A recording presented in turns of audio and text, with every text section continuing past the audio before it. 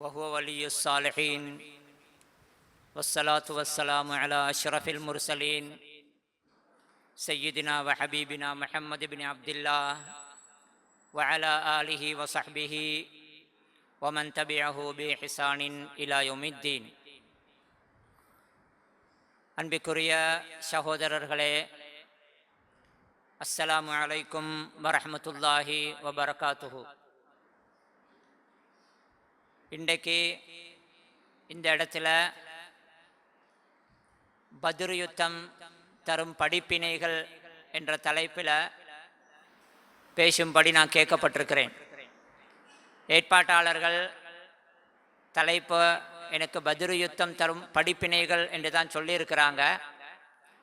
அந்த பின்னணியில் யுத்தம், அதனுடைய ஆரம்பம், அது நடந்த மாதிரி அந்த சம்பவங்களை தொடராக பார்க்கறத விட அந்த யுத்தத்தில் இருக்கிற படிப்பினைகளை நாங்கள் பட்டியலிட்டு அந்த படிப்பினைகள் சம்பந்தப்பட்ட சம்பவங்களோடு நாங்கள் அதை பார்ப்போம் இன்ஷா அல்லாஹ். உண்மையிலே இன்றைக்கு சரியாக நோன்பு 17ஆம் நாள். இதே மாதிரி ஒரு நோன்பு 17இல் நடந்த ஒரு யுத்தம் தான் இது. ஹிஜ்ரி 2ஆம் ஆண்டு ரமதான் 17ஆம் ஆண்டு ஒரு வெள்ளிக்கிழமையில தான் இந்த யுத்தம் நடந்துச்சு. அப்போ இந்த யுத்தத்தை நாங்கள் சுருக்கமாக பார்த்தால், சுருக்கமாக பத்ர் என்னது ஏது அப்படிங்கிறத பார்த்தால், மக்காவில் 13 வருடம் ரசூல் ஸல்லல்லாஹு அலைஹி வஸல்லம் அவங்க இருந்தாங்க நுபுவத்துக்கு பின்னால். அந்த மக்கா காலத்தில் யுத்தத்துக்கான கடமை ஒரு புறம் இருக்க, அனுமதி கூட இருக்கல, மொத்தமாக அனுமதியே இருக்கல. மதீனாவுக்கு வந்ததன் பின்னால் ஹிஜ்ரி 1ஆம் ஆண்டு முஸ்லீம்களுக்கு ஒரு ஆட்சி, அதிகாரம், பலம் எல்லாம் கூடின ஒரு நிலைமை. அந்த நேரத்தில் 1ஆம் ஆண்டு யுத்தத்துக்கான அனுமதி கிடைக்குது. அதை தொடர்ந்து ரசூலுல்லாஹ் சில நடவடிக்கைகளை செய்கிறாங்க. அப்படி போனால் 2ஆம் ஆண்டு ஹிஜ்ரி 2ஆம் ஆண்டு ரமதான் மாதத்தில் தான் இந்த பத்ர் யுத்தம் நடக்குது. அப்போ அனுமதி கிடைச்சதோட, யுத்தத்துக்கான அனுமதி ஆரம்பத்தில் கிடைச்சதோட ரசூல் ஸல்லல்லாஹு அலைஹி வஸல்லம் அவங்க முதலாவதாக ஒரு நடவடிக்கை ஒன்று செஞ்சாங்க. என்னென்றால், மக்காவிலிருந்து ஷாமுக்கு போகிற மக்கத்து முஷ்ரிக்குகளுடைய வியாபார கூட்டங்களை இடையில வழிமறைச்சு ரசூல்லா தாக்கினாங்க. அதற்காக மதீனாவிலிருந்து ரசூல்லா சின்ன சின்ன குழுக்களாக சின்ன சின்ன படைகளை இடையில அனுப்பினாங்க. இதுதான் ரசூல்லா தொடங்கினது. அப்போ அது ஏன், எதுக்கு, வியாபார குழுவை தாக்கினதுடைய நியாயம், ரசூல்லா நியாயமாகத்தான் வேலை செஞ்சாங்க. அந்த அமைப்பில் கொஞ்ச நாள் போகுது. அப்படியே போயிட்டு கொண்டிருக்கும் பொழுது ஹிஜ்ரி 2ஆம் ஆண்டில் ஒரு ஜுமாதல் உஹுரா மாதிரி மாசத்துல மக்காவில் இருந்து ஒரு பெரியோர் வியாபார கூட்டம் ஷாமுக்கு போறதா ரசூல் ஸல்லல்லாஹு அலைஹி வஸல்லம் அவங்களுக்கு செய்தி கிடைக்க, அது பெரிய ஒரு கேரவன், பெரிய ஒரு வணிக கூட்டம். அதை எப்படியாவது இடையில கிராஸ் பண்ணி அடிக்கணும் அப்படின்னு ரசூல் ஸல்லல்லாஹு அலைஹி வஸல்லம் அவங்க அந்த படையை தாக்குறதுக்காக, அல்லது அந்த படையல்ல, அந்த வியாபார கூட்டத்தை வழிமறைக்கிறதுக்கு ரசூல்லா முயற்சி பண்ணினாங்க.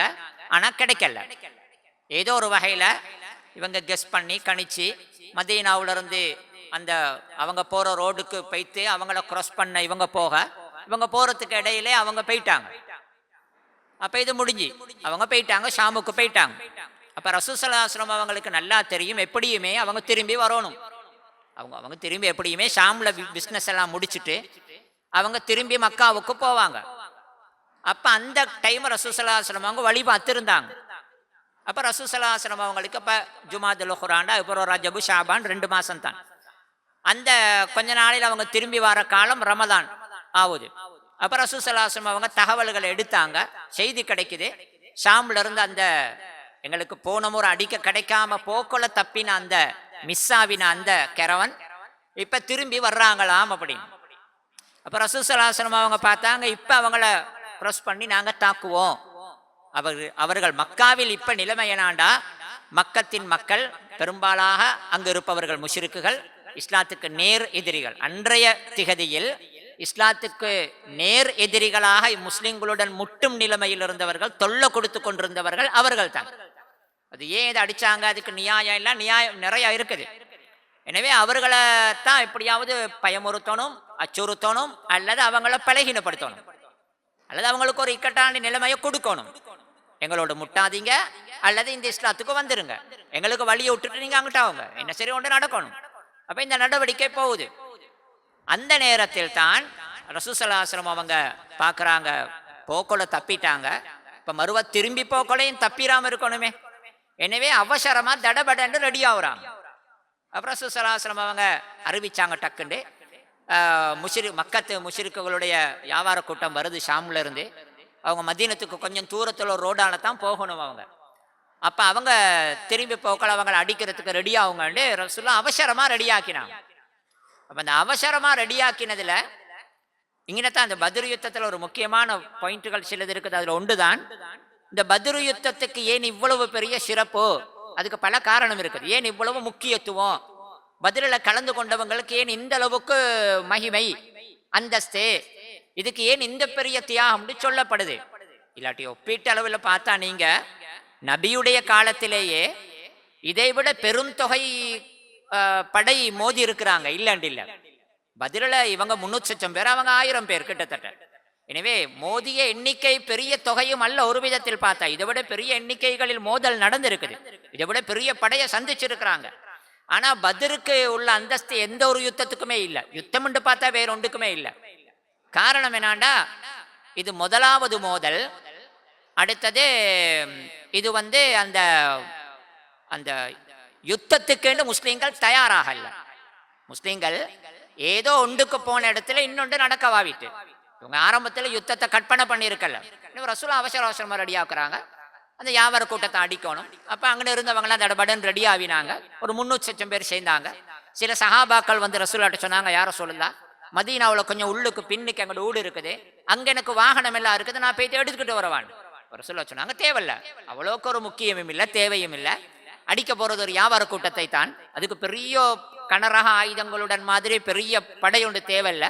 எனவே இந்த சேர்ந்த கொஞ்சம் பேர் எடுத்துக்கிட்டு போனாங்க. அதனால தான் பத்ருக்கு போன படையில சின்ன பிள்ளைகள் கூட இருந்தாங்க. ரசூலுல்லாஹ் அவங்களை கூட திருப்பி அனுப்பல. இப்படி ரெடியாகி ரசூலுல்லாஹி ஸல்லல்லாஹு அலைஹி வஸல்லம் அவங்க போக, மதீனாவிலிருந்து தண்ட வணிக கூட்டங்களுக்கு இந்த கொஞ்ச நாளாவே தொல்லைங்கிறது மக்காவாசிகளுக்கு நல்லா தெரியும். இந்த கொஞ்ச நாளாவே எங்களுடைய பிசினஸுக்கு ஆபத்து, முஹம்மது எங்களால் விரட்டி அடிக்கப்பட்டு நாங்க தொல்லை கொடுக்கிற முஹம்மது இப்ப வளர்ந்துட்டாரு, இப்ப அவர் எங்களுக்கு ஒரு பாடம் படிப்பிக்க வந்திருக்கிறாரு, இப்ப அடிக்கொருக்கா எங்களுக்கு இதில் ஆபத்து வருதுன்றது மக்காவாசிகளுக்கும் நல்லா தெரியும். எனவே அவங்களும் கொஞ்சம் வாட்ச்ஃபுல்லாக, ஒரு கவனம் முன்னெச்சரிக்கையுடன் தான் அவங்களும் நடமாடினாங்க. அவங்களுடைய வியாபார கூட்டங்கள் அப்படித்தான் கொண்டு போனாங்க. விசேஷமா இந்த இந்த இந்த முறை ரசூலுல்லாஹ் வழிமறிக்க போன அந்த வணிக கூட்டத்துக்கு தலைவராக பொறுப்பாக இருந்தது அபூ சுஃபியான்.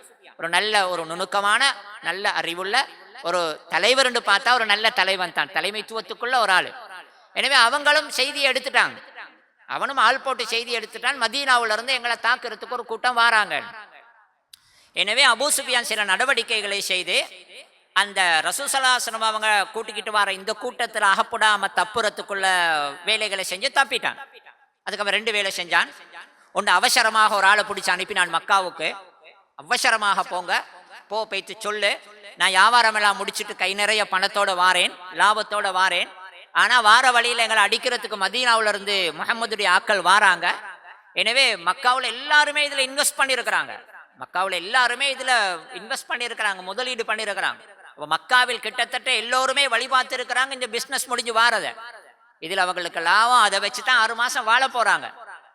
அப்ப அவங்க எல்லாம் வழிபார்த்து இருக்கிற ஒரு பிசினஸ் இப்ப நடந்து வருது, ஆபத்து அதுக்கு வருது. அபூ சுஃபியான் செய்தி அனுப்புறான், இப்படித்தான் ஆபத்து, ஏழும்டா நீங்க ஒரு காண்டையோட கூட்டிக்கிட்டு வந்து ஒரு படையோண்டு சரி எடுத்துக்கிட்டு வந்து இதை காப்பாத்துங்க. அப்ப மக்காவில் அபூஜகல் இருக்கிறான். அப்ப அபூஜகல் பார்த்தான், அபூஜகல் மட்டுமல்ல, அவங்களுக்கு உண்டு அவங்களோட பொருளுக்கு ஆபத்து, இன்னொரு பக்கத்துல அவங்களுக்கு சரியான ஒரு வைராக்கியமும் கோபமும் முஸ்லீம்களோட, ரசூலுல்லாவோட. ஆரம்பத்திலே அங்க விக்கிரக வணக்கத்துக்கு எதிர்த்து அவங்கள இவங்க எதிர்த்து விரட்டினது, இங்க மதீனாவுக்கு வந்த பிறகும் இவங்க தொல்லை கொடுக்குறாங்கன்ற மாதிரி நினைச்சா. அப்ப பார்த்தான் இது எல்லாம் சேர்ந்துட்டு பொருளாதாரம், கொள்கை.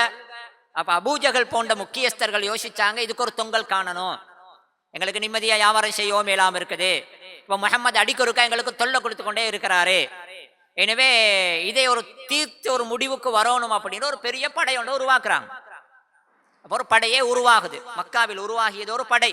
பதிலை தான் ஒரு வித்தியாசம், முக்கியமான வித்தியாசம் என்னன்னா, கலந்து கொண்ட 2 படையில அந்த மக்காவிலிருந்து வந்தது படையே தான், யுத்தத்துக்கான படை, யுத்த வீரர்கள், அதற்கான தேவையான ஆயுதங்கள் எல்லாத்தோடையும் வந்தாங்க. அதுக்குள்ள யுத்தத்துக்குள்ள நிதி எல்லாமே இருந்துச்சு அவங்கள்ட்ட. மதீனாவிலிருந்து போயிருக்கிறது ஒரு படை அல்ல, அடிப்படையில் ஒரு படை அல்ல. சிறந்த வீரர்கள் இருந்தாலும் கூட அடிப்படையில் அது ஒரு படையாக உருவாக்கப்படல. அப்ப அவங்க அங்கிருந்து ரெடியாகிற பொழுது அவங்க மிச்சம் வேகமா ரெடி ஆகுறாங்க. அந்த படிப்பினைகள பகுதியோட தான் நான் பேசிக்கிட்டு இப்போ பார்க்குறேன். விரிவா பேசல, பதில் யுத்தம் விரிவா பேசலாம், மிச்ச நேரம் தேவையும் கூட. அபூ சுஃபியான் இந்த ஒரு வேலையை செஞ்ச அபூ சுஃபியான் நல்ல புத்திசாலி. எனவே இன்னொரு வேலையையும் செஞ்சு கொண்டான். என்ன செஞ்சான்னா, அபூ சுஃபியான் பார்த்தான், நான் இப்ப பெரிய பிசினஸோட திரும்பி வாரேன், மதீனாவில இருந்து ஒரு படையோ ஏதோ வருது இப்ப எங்களை அடிக்க, மக்காவில உதவி கேட்டிருக்கிறேன் வரும், ஆனா தப்பி தவறி நான் வர, முகம்மதுடைய பாட்டி அவசரமா வர, மக்காவிலிருந்து உதவி வருவது எனக்கு சொணங்கினா நான் முகமது கிட்ட சிக்கிக் கொள்வேன். எனவே அபூ சுஃபியான் யோசிச்சான், வளமையா போற மெயின் ரூட் ஒன்று இருக்குது, வளமையா அவங்க போற ஒரு பாதை இருக்குமே, அந்த ரூட் அபூ சுஃபியான் மாத்தினான். அபூ சுஃபியான் பார்த்தா அப்படித்தான் திடீர்னு சடனாக அப்படி வந்து படாட்டி நான் தப்புறதுக்கு ஒரு வழி இருக்கணும், எனவே முகம்மது வழி பார்த்து வருவார் ஒரு ரோட்டை தான், நான் வளமையா போற ரோட எங்கட, இவன் ரோட மாத்தி ஒரு கரை பகுதியில் ஒரு ரோடு போட்டு கேட்டு வந்துட்டான். மிச்ச தூரம் அபூ சுஃபியான் வந்த போறோம், அபூ சுஃபியானுக்கே நிதானம் ஒன்று இருந்துச்சு, இவ்வளவு தூரம் ரோட மாத்தினா வந்ததன் பின்னால் என்னைய முகம்மது படைக்கு பிடிக்க இயலாது, அவனுக்கு நல்லாவே சுவர் வந்திருக்கிற தூரம், ரோட மாத்தின முறை, அவங்களோட மூமெண்ட் இருக்குமே, ஒரு படைக்கான மூமெண்ட் ஒரு கெஸிங் ஒன்று இருக்குத்தானே. அபூ சுஃபியானுக்கு இப்ப உறுதி என்னை இவருக்கு பிடிக்க இயலாது. இப்ப அபூ சுஃபியான் அடுத்தாப்புல ஒரு தகவல் ஒன்று அவசரமாவே மக்கத்துக்கு அனுப்புறான், வர தேவையில்ல, நாங்க வர சொன்னேன் தான், ஆனா தேவையில்ல, நான் தப்பிட்டேன், இனி என்னைய முகமது ராக்களுக்கு பிடிக்க இல்லாத ஒரு தூரத்துக்கு நான் வந்துட்டேன். அல்லாஹ் குர்ஆன்ல சொல்றான், வர் ரக்பாஸ் பலமின்கும். இங்கனைக்கு தான் மக்காவை பொறுத்தவரையில் அந்த எங்கட சொத்தை பாதுகாக்கணும் என்ற எண்ணமும் சேர்ந்து தானே ரெடியாவினாங்க அவங்க. இப்ப அடுத்த மெசேஜ் வந்துட்டு, இவங்க ரெடியாவி மக்காவில இருந்து புறப்படும் முதல்ல மெசேஜ் வந்துட்டு, சொத்துக்கு ஆபத்து இல்லை அப்படின்னு. அப்ப சொத்தை பாதுகாக்க தயாராக இருந்தா அங்கனைக்கு சும்மா இருந்து இருக்கணும், ஆனா நிக்கல. இங்கனைக்கு தான் பத்ரை பொறுத்தவரையில அபூஜகளின் தலைமையின் கீழ் நேரடியாகவே இஸ்லாத்தை தாக்குவது என்ற அந்த குறிக்கோளுக்கு வாராங்க. நேரடியாவே முஹம்மதுடன் முட்டுவது, எங்கட சொத்தை பாதுகாத்துக்கிறதெல்லாம் அதெல்லாம் இல்ல, தேவையில்ல, இதுக்கு ஒரு பாடம் படிப்பிக்கணும் அப்படின்னு.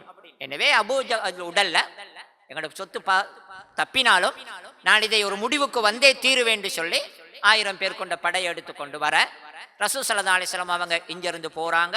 ரசூலுல்லாஹ்வுக்கு இடையில தான் மெசேஜ் கிடைக்குது, நான் எதிர்பார்த்து போற அந்த வணிகப்படை கிடைக்கல, தப்பிட்டாங்க, அவங்களை நீ பிடிக்கவே இயலாத தூரத்துக்கு போயிட்டாங்க. சரிதான், அவங்க கிடைக்கலன்னு எங்களுக்கு மதீனத்துக்கு சும்மா திரும்பி போக இயலாது, ஏன்னா மக்காவில இருந்து ஒரு பலமான பெரிய படை ஒன்று வாராங்க அப்படின்னு. அப்பதான் ரசூலுல்லாஹ் திடீர்னு ஒரு இடத்துல வச்சு சஹாபாக்களை வச்சு இடையில ஆலோசனை நடத்தி சஹாபாக்களோட ஒரு முடிவு ஒன்று எடுக்கிறாங்க. ஏதா இருந்தாலும் இந்த யுத்தத்தை எதிர்கொள்வது செய்ய வழி இல்லை. அந்த அடிப்படையில பத்ர் என்ற இடத்துக்கு வந்தாங்க. மக்காவுக்கும் மதீனாவுக்கும் இடையில இருக்கிற ஒரு இடம் தான் இந்த பத்ர்ங்கிற இடம். மதீனாவுல இருந்து கிட்டத்தட்ட 150 கிலோமீட்டர் தூரம், மக்காவுல இருந்து கொஞ்சம் கூடுதலாவே தூரம். பத்ர்ங்கிறது ஒரு தண்ணி வசதி உள்ள ஒரு மைதானம் மாதிரி இருக்கிற ஒரு இடம். இயல்பாகவே யுத்தத்தை யோசிக்கிறவங்க அந்த இடத்தை தான் யோசிப்பாங்க, ஏன்னா யுத்தத்துக்கு பொருத்தமான ஒரு மைதான் தான் அது. தண்ணி இருக்குது, யுத்தம் செய்ய போனா தண்ணி தேவை. இந்த பின்னணியில் ரசூலுல்லாவும் பத்ரை தான் யோசிச்சாங்க, அந்த படம் அங்கன தான் வருவாங்க. அபூஜகளும் பத்ரை தான் முடிவு செஞ்சிருந்தாங்க. எனவே அந்த பக்கத்தால் அவங்க வந்து இறங்க, இந்த பக்கத்தால் இவங்க வந்து இறங்க, களத்துக்கு வந்துட்டாங்க. அல்லாஹ் அது அழகா சொல்றான் குர்ஆன்ல, வலவ் தவாஅத்தும் லக்தலஃப்தும் ஃபில் மீஆத். பேசி கொண்டிருந்தாலும் இப்படி வந்திருக்க மாட்டீங்க, நீங்க பேசி கொண்டு வந்திருந்தாலும் இப்படி வந்திருக்க மாட்டீங்க. நான் இங்கன வாரேன், நீ அங்கன வான்னு பேசி கொண்டிருந்தாலும் வந்திருக்க மாட்டீங்க. பேசாமலேயே அல்லாஹ் வர வைத்தான், உங்களை வர வச்சான். அவன் அங்க வர வச்சு உங்களை இங்க வர வச்சு 2 பேரையும் ஒரே இடத்துக்கு சேர்த்து அல்லாஹ் மோத வைத்தான். மோத வைத்தா பத்ர் யுத்தத்துக்கு களத்துக்கு வந்ததன் பின்னால அதுக்காக தயாராகி சரியா ஒரு வெள்ளிக்கிழமை 17ஆம் ஆண்டு யுத்தம் நடக்குது. 1000 பேர் கொண்ட அந்த வலுவான பலமான ஒரு படையுடன் வெளிப்படையில் யுத்தத்துக்கு தேவையான எல்லா விதத்திலும் அவங்க பலமா இருந்தாங்க. முஸ்லிம்கள் பலகீனமான ஒரு படைதான், 300 லட்சம் பேர், அதுல சின்ன பிள்ளைகள் கூட சில பேர் இருந்தாங்க. அந்த 300 பேரும் பயணம் பண்ணுவதற்கு ஒட்டகம் இருந்துச்சு 70 தான், குதிரை இருந்துச்சு 2 தான். குதிரை அந்த காலத்துல அந்த மைதான் யுத்தத்துல குதிரைங்கிறது சரி முக்கியமான உண்டு. குதிரை இருந்தால் யுத்தத்துக்கு பெரிய மைதான சுத்தி சுத்தி அடிக்கலாம் லேசாக. ஆனா முஸ்லீம்கள்ட்ட 2 குதிரை தான் இருந்துச்சு. 300 பேர் பயணம் பண்ணுவதற்கு அந்த 150 கிலோமீட்டர் வருவதற்கு அவங்களுக்கு இருந்தது 70 ஒட்டகம் தான். மாறி மாறி டேர்ன் போட்டுக்கொண்டு தான் வந்தாங்க. ஆனா அந்த அபூஜகளுடைய படையை பொறுத்தவரையில அவங்கள்ட்ட ஒட்டகத்துக்கு கணக்கே இல்லை. குதிரை இருந்துச்சு. கிட்டத்தட்ட சில அறிவிப்புகள் படிக்க 200க்கும் மேற்பட்ட குதிரை இருந்துச்சு. 200 குதிரை என்றால் பெரிய கணக்கு, பெரிய கணக்கு. எனவே பள்ளமான ஆயுதங்களுடன், ஆயுத முழுமையான தயாருடன், சாப்பாட்டுக்கு எந்த பஞ்சமும் இல்லை. மக்காவில் இருக்கிற பணக்காரர்கள் அள்ளி கொடுத்தாங்க ஒட்டகங்களை, வேண்டிய மாதிரி அறுத்து தின்னுங்க. சத்தியத்துக்கு எதிரான போரில் எப்படி சண்டியர்கள், அந்த குண்டர்கள் மாதிரி, வீரர்கள் மாதிரி ஒரு பாட்டி எப்படி யுத்தத்துக்கு தயாரோ அதே மாதிரி செலவழிக்கணுமே. யுத்தம் உண்டு வந்தா ஒரு பகுதி இருக்குது செலவழிக்கிறது, அது சரி முக்கியமான பகுதி. யுத்தத்துக்கு சும்மா சண்டை பிடிக்க ஆள் இருந்தா போதாது, அதுக்கு செலவு வரணுமே. அடுத்தது சாப்பாடு அதெல்லாம் இருக்குது. மக்காவில் அள்ளி கொடுத்திருந்தாங்க, வேண்டிய மாதிரி அறுத்து தின்னுங்க. ஒட்டகத்துல இருந்து சாப்பாட்டுல இருந்து எல்லாமே, எந்த பஞ்சமும் இருக்கல அந்த படைக்கு. அந்த படை ஒரு நாளைக்கு சாப்பாட்டுக்கு மட்டும் அறுத்தாங்க 9 அல்லது 10 ஒட்டகம். ஆனா முஸ்லிம்களை பொறுத்தவரையில மிச்சம் பழகினமா தான் இருந்தாங்க. வாள்கள் கூட யுத்தத்துக்கே உரிய வாளுகள் ஒரு சின்ன தொகைத்தான் இருந்துச்சு, சின்ன தொகைத்தான் இருந்துச்சு. இருக்கும் கையில் இருக்கும் சில ஆயுதங்களோட வந்திருந்தாங்க. ஆனா யுத்தம் நடக்குது. ரசூல் ஸல்லல்லாஹு அலைஹி வஸல்லம் அவங்க சஹாபாக்களை உற்சாகப்படுத்தி ரசூல்லா அல்லாஹ் கிட்ட துவா கேட்டு மிக அழகாக யுத்தத்தை ரசூல்லா திட்டமிட்டு அந்த யுத்தத்தை ரசூல்லா வியூகங்களை சரியா அமைச்சாங்க. யுத்தம் நடந்துச்சு. ஒரே நாள் தான், ஒரு நாள் யுத்தம். காலையில தொடங்கின யுத்தம் அந்திக்கு முடிஞ்சிச்சு. அந்த யுத்தத்தின் முஸ்லிம்களுக்கு மிகப்பெரிய வெற்றி, சாதாரண வெற்றி அல்ல, ஆச்சரியமான மிகப்பெரிய வெற்றி கிடைச்சிச்சு. 1000 பேர் கொண்ட முழுமையான ஒரு பலமான படையுடன் இந்த 300 பேர் மோதினாங்க. யுத்தத்தின் முடிவு எப்படி இருந்துச்சுன்னு சொன்னால், தொடங்கி ஒரு நியாயமான நேரம் போகும் பொழுதே ஓட தொடங்கிட்டாங்க. எந்த அளவுனா சில அபூஜகல்ட படையில் சில பேர் போய்த்து நின்றாங்க, மக்காவில் தான் போய்த்து நின்றானுங்க பயத்துல. எப்படி முடிவென்றால், முஸ்லிம்களில் கொல்லப்பட்டது ஷஹீதானது 14 பேர் தான். மதீனாவாசிகள் 8 பேர், மக்காவாசிகள் 6 பேர். ஆனா அபூஜகளுடைய படையில் அடுத்தது 14 பேரிலும் முக்கியஸ்தர்கள் யாருமே கொல்லப்படல. கிட்டத்தட்ட முக்கியஸ்தர்கள் இருக்கிறாங்களே, படையின் தளபதி என்று பார்த்தா ரசூலுல்லாஹ், அடுத்த தளபதிக்கு அடுத்த கட்டத்தில் இருக்கும் முக்கியமானவர்கள் பார்த்தா உமர், அபூபக்கர், அலி போன்றவங்க எல்லாம் இருக்கிறாங்க. முக்கியமானவங்க சரியா சொல்ல போனா முதல் கட்டம் 2ஆம் கட்ட தலைவர்கள் வறுமை யுத்தத்தில் யாருமே கிட்டத்தட்ட கொல்லப்படல பதில்ல. ஆனா எதிரிகளின் படையுடைய அழிவு எப்படின்றால் 70 பேர் கொல்லப்பட்டார்கள். கொல்லப்பட்டவர்களில் வந்திருந்த தலைவர்கள் கிட்டத்தட்ட எல்லாருமே கொல்லப்பட்டார்கள். படையின் பிரதானமான தளபதி அபூஜகள் உட்பட கொல்லப்பட்டார்கள். இன்னும் 70 பேர் கைதியாக பிடிக்கப்பட்டாங்க. கைதியாக பிடிக்கப்பட்டதில் 2 பேர் கொல்லப்பட்டாங்க. நான் பிறகு சொல்றேன். எனவே ஒரு பெரிய பாரிய ஒரு தோல்வி, முஸ்லிம்களுக்கு மிகப்பெரிய ஒரு வெற்றி கிடைச்சிச்சு. இந்த யுத்தத்தில் இருக்கிற சில பாடங்கள்ட நாங்க பார்த்தால், இந்த பத்ர் இருக்குது இல்லையா, இந்த பத்ர் அல்லாஹ் எப்படி குர்ஆன்ல சொல்றான்டா, இந்த ஃபுர்கான் இருக்குது, ஃபுர்கான் நாங்க சொல்றேன். ஃபுர்கான் அர்த்தம் என்ன? உண்மையையும் பொய்யையும், சத்தியத்தையும் அசத்தியத்தையும் பிரிச்சு காட்டுறது. மிக தெளிவாக இதுதான் என்று காட்டுறது. 2 பிரிச்சு, குழப்பத்தில் இருக்கிற பொழுது 2 பிரித்து குழப்பம் இல்லாமல் இதுதான் உண்மை, இதுதான் பொய், இதுதான் சரி, இதுதான் பிழை என்று காட்டுவது தான் ஃபுர்கான் என்பது. குர்ஆன்ல ஃபுர்கான் என்று அல்லாஹ் குர்ஆனுக்கும் சொல்றான். விசேஷமாக இந்த ரமலான பாருங்க. இந்த ரமலான்ல அல்லாஹ் ரமலானை பத்தி குர்ஆன்ல சொல்றான். ஷஹ்ரு ரமதான் அல்லதி உன்சில ஃபீஹில் குர்ஆனு ஹுதல் லின்னாசி வ பையினாத்தி மினல் ஹுதா வல் ஃபுர்கான். அல்லாஹ் ரமலான் மாதத்தை சொல்லும் பொழுது இதில் குர்ஆன் வந்ததை சொல்லுகிறான். இந்த குர்ஆன் என்கிற வேதம், இந்த வாழ்க்கைக்கான வழிகாட்டி, கொள்கையை சொல்லிக் கொடுக்க வந்த இந்த வேதம், அதை அல்லாஹ் ஃபுர்கான் என்கிறான். அது நல்ல வழியையும் கெட்ட வழியையும், பிழையான வழியையும் சரியான வழியையும் தெளிவாக பிரிச்சு சரியான வழியை தெளிவாக காட்டக்கூடியது. அதனால குர்ஆனுக்கு ஃபுர்கான் அல்லாஹ் சொல்றான். அந்த ஃபுர்கான் வந்ததும் இந்த ரமலானில் தான். அப்படித்தானே? அந்த ஃபுர்கான் வந்ததும் இந்த ரமலானில் தான். அல்லாஹ் பத்ர் யுத்தம் நடந்த நாளையும் யௌமல் ஃபுர்கானின்னு தான் சொல்றான் குர்ஆன்ல. வயௌமல் ஃபுர்கானியா யௌமல் தகல் ஜம்ஆனி. அப்ப பத்ர் யுத்தமும் ஒரு விதத்தில் ஃபுர்கான் தான். பத்ர் யுத்தம் எப்படி ஃபுர்கான் என்றால், அந்த சத்தியத்தையும் அசத்தியத்தையும் பிரிச்சு காட்டினுச்சு. இவங்க தான் நேர்வழியில் உள்ளவர்கள், இவங்க பிழையானவர்கள், இவங்க அல்லாஹ்வின் விரோதிகள் என்பதை பிரிச்சு காட்டிச்சு. ஏன்னா இப்ப நீங்க பார்க்கலாம், என்றைக்குமே இதுல ஒரு விஷயத்தை உங்களுக்கு பார்க்கலாம். எப்படி வாழ்க்கையை சொல்லிக் கொடுக்க வந்த குர்ஆனுக்கு அல்லாஹ் சொல்றானே ஃபுர்கான், அதே மாதிரி அந்த சத்தியம் சொல்லப்படும் பொழுது எதிர்ப்பு வரும். அதை கொஞ்சம் பேர் இருக்க விட மாட்டாங்க, அதுக்கு தடை போடுவாங்க, அதை இல்லாமலாக்க முயற்சி பண்ணுவாங்க. அவர்களுடன் மோதி அந்த சத்தியத்தின் பயணத்துக்கு தடையாயிருப்பவர்களை இல்லாமலாக்குறது இருக்குதே, அந்த போர், அதுவும் ஒரு விதத்தில் ஃபுர்கான் தான். எப்படி வாழ்வதற்கு ஒரு வழிகாட்டி, ஒரு ஒரு போதனைகள் சட்டங்கள் தேவையோ, அதே மாதிரி அந்த சட்டங்களை பாதுகாக்க ஒரு பலம் தேவை கட்டாயமாக, இல்லாட்டி சரி வராது. ஏன்னா உலகத்துல என்றைக்குமே அந்த கெட்டவர்கள் ஒரு கூட்டம் இருப்பாங்க, சத்தியத்துக்கு எதிரானவர்கள். அப்ப அவங்களோட மோதுவதற்கு பலம் ஒன்று இருக்கணும். அதனால தான் அல்லாஹ் குர்ஆனை பற்றி சொல்லும் பொழுது ஃபுர்கானுங்கிறான், பத்ரு யுத்தம் நடந்ததையும் அல்லாஹ் ஃபுர்கானுங்கிறான். ரமலான் மாதத்தில் எப்படி ஈமானுடைய பக்கத்துல, எங்களுடைய ஈமானுடைய பக்கத்துல நாங்க ஷைத்தானுடன் போராடி நாங்க எப்படி பல வெற்றிகளை எடுக்கிறோமோ, அதே மாதிரி ரமலான் மாதம் எங்களுக்கு சொல்லித்தந்த ஒரு பாடம் தான் இந்த சத்தியத்துடைய பாதையில் வரக்கூடிய எதிர்ப்புகளை, அதுக்கு வரக்கூடிய தடைகளை, அந்த தஅவாவுடைய பாதையில் வரக்கூடிய சிக்கல்களை உடைச்சி அதை இல்லாமலாக்குறதுக்குள்ள அந்த வெற்றியும் இந்த ரமலான் மாதத்துல வந்திருக்குது. பதிலில் தொடங்கினது உங்களுக்கு தெரிய, ஏற்கனவே நான் பலமுறை சொல்லியிருப்பேன். அந்த பதிலில் தொடங்கியது வரலாறில் நான் நினைக்கிறேன் நீண்ட வரலாறில் 150க்கும் மேற்பட்ட யுத்த வெற்றிகள் இந்த பதிலில் தான், இந்த ரமலான்ல தான் கிடைச்சிருக்குது. குறிப்பா பத்ரு, ஃபத்ஹ் மக்கா, மக்கா வெற்றி, அப்படி இப்படி ஐன்ஜாலூத், இப்படி நிறைய இருக்குது. இந்த பத்ரு யுத்தத்தில் இருக்கிற பாடங்கள் என்று நாங்க பார்த்தால், நாங்க ஒரு சுருக்கமா பார்த்துக்கிட்டு போவோம். இதில் இருக்கும் படிப்பினைகள் என்று பார்த்தா, ஒன்று, அந்த அந்த சொர்க்கத்துக்கு போகணும்டா சும்மா போகலாதுன்ற மாதிரி தானே ரசூலுல்லாஹ் சொன்னாங்களே, அலா இன்ன சிலஅத் அல்லாஹி காலியா, அலா இன்ன சிலஅத் அல்லாஹில் ஜன்னா. அல்லாஹ்விடம் இருக்கும் பொருள் பொறுமதியானது, அல்லாஹ்விடம் இருக்கும் அந்த பொறுமதியான பொருள் சொர்க்கம். அப்ப சொர்க்கத்துக்கு சும்மா போகலாது, சும்மா அப்படியே மனப்பால் குடிச்சு கனவு கண்டு சும்மா தூங்கி எழும்பி அப்படி சொர்க்கத்துக்கு போகலாது. சொர்க்கம் என்ற அந்த உயரிய இலக்குக்கு போகணும் என்றிருந்தால் நியாயமாக தியாகங்களை பண்ணணும். என்றைக்குமே உலகத்துல சொர்க்கம் மட்டுமில்ல, இங்கேயும் தான்.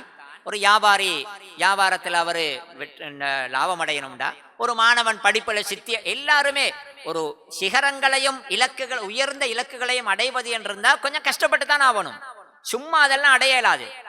இந்த பதிலில் அந்த துண்டொன்று நல்ல ஒரு முக்கியமான பாடம் பாருங்க. அல்லாஹ் அல் குர்ஆன்ல சொல்றான், وَإِذْ يَعِدُكُمُ اللَّهُ إِحْدَى الطَّائِفَتَيْنِ أَنَّهَا لَكُمْ وَتَوَدُّونَ أَنَّ غَيْرَ ذَاتِ الشَّوْكَةِ تَكُونُ لَكُمْ وَيُرِيدُ اللَّهُ أَنْ يُحِقَّ الْحَقَّ بِكَلِمَاتِهِ وَيَقْطَعَ دَابِرَ الْكَافِرِينَ. அல்லாஹ் அதுல சொல்றான் எப்படின்னா, இந்த ரெண்டு படை மாதிரி தானே, ரெண்டு கூட்டம் இதுல, தாயிஃபத்தானி. ஒன்று அபூ சுஃபியானின் வியாபார கூட்டம், அது கரவன். அடுத்தது மக்காவிலிருந்து வரக்கூடிய அபூஜகளுடைய அந்த படை. அல்லாஹ் சொல்றான், இது ரெண்டில் ஒன்றை உங்களுக்கு தருவேன் என்று அல்லாஹ் வாக்களிக்கிறான். ஒன்றில் அபூ சுஃபியானின் அந்த வியாபார கூட்டத்தை உங்களுக்கு தருவேன், அதை அடிக்க கிடைக்கும் உங்களுக்கு, அதை அடிச்சதோட அவங்க ஓடிடுவாங்க. அந்த பெரிய பொறுமதியான அவ்வளவு சொத்தையுமே கனிமத் என்ற அடிப்படையில் உங்களுக்கு எடுக்கலாம். ஒன்றில் அதை தருவேன். அல்லது மக்காவிலிருந்து வரக்கூடிய அந்த பயங்கரமான அந்த படையை உங்களுடன் மோத வைத்து நீங்க அதோட சண்டை பிடிச்சு கஷ்டப்பட்டு உங்களுக்கு வெற்றியை தருவேன். ரெண்டுல ஒன்றை தந்தே தீருவேன். அல்லாஹ் சொல்ற ரெண்டுல ஒன்றை தருவேன் வாக்களிச்சிருக்கிறேன். சரி, நீங்க எதை விரும்புவீங்க? அல்லாஹ் சொல்றான், அப்படி தவத்தூன அன்ன கைர ذات الشوكة تكون لكم. பதிலில் போரிட்ட சஹாபாக்கள் மிகப்பெரிய தியாகிகள், மிகப்பெரிய தைரியசாலிகள். பதிரில கலந்து ரசூலுல்லாஹ் சொன்னாங்களே, பதிரில் கலந்து லா யதுகுலு النار من شهد بدرا والحديبية. பதிரிலும் ஹுதைபியா இருக்குதே, அந்த ஹுதைபியா நேரத்தில் பைஅத்து ரிதுவான் நடந்துச்சு, அதில் கலந்து கொண்டவர்கள் நரகத்துக்கு போக மாட்டாங்கன்ற ரசூலுல்லாஹ் சொன்னாங்க. அந்த அளவுக்கு பதிரில் கலந்து கொண்டவங்களுக்கு சிறப்பு. ஏண்டால் அந்த இஸ்லாத்தின் முதல் மோதல் தானே இது. இஸ்லாத்தின் வரலாறில் அந்த எதிரிகளுடன் களத்தில் ஒரு படையுடன் முஸ்லிம்கள் மோதிக்கொண்ட முதலாவது மோதல் இதுதான் பதிர். எனவே சண்டைக்கு என்று போகாமல், சண்டையை கற்பனை பண்ணாமல், யுத்தத்துக்கு என்று தயாராகாமல் இடைவெளியில யுத்தத்துக்கு முடிவு பண்ணி அர்ப்பணம் பண்ணினாங்களே, இது பெரிய விஷயம், இது பெரிய விஷயம். எனவே அவர்கள் உயர்ந்தவர்கள், சிறந்த தியாகிகள், அவங்க தவக்குலில் உச்சத்தில் உள்ளவர்கள் எல்லாம் உண்மை. ஆனாலும் மனிதர்கள், அதுதானே ஒன்று முக்கியமான ஒன்று, மனிதர்கள். அல்லாஹ் சொல்றான், அதை தருவேன் அல்லது இதை தருவேன் நான் சொல்ல, நீங்க எதை தெரியுமா விரும்புவீங்க? மனுஷன் அடிப்படையில தவத்தூன அன்ன கைர ذات الشوكة تكون لكم. மக்காவிலிருந்து வரக்கூடிய அந்த யுத்தப்படை உங்களுக்கு கிடைக்காம, அதை சந்திக்க, அதை ஃபேஸ் பண்றதுக்கு கிடைக்காமல் இந்த அபூ சுஃபியான் வியாபார கூட்டம் கிடைக்கணும்னு நீங்க விரும்புவீங்க. அதுதானே லேசி. அவன் அடிக்கிறதுக்கு மிச்சம் கஷ்டப்பட தேவையில்ல. ஒரு கிரவனுக்கு ஒரு வேண்டாம் கொஞ்சம் செக்யூரிட்டி இருப்பான், ஒரு 10-40 பேர் செக்யூரிட்டி இருப்பான். அவனும் சும்மா சின்ன ஷாட்கன் மாதிரி அந்த காலத்துல சின்ன வாளுகளை வச்சு கொண்டு இருப்பான். பெரிய ஆயுதங்களோட யுத்த வீரர்கள் இருக்க மாட்டாங்க. தடபடன் அடிச்சா ஓடிடுவாங்க. உங்களுக்கு பொருளும் கை நிறைய கிடைக்கும். எனவே மனுஷர் என்ற அடிப்படையில நீங்க அதை தான் விரும்புவீங்க. ஆனால் அல்லாஹ் எதை விரும்புகிறான் தெரியுமா?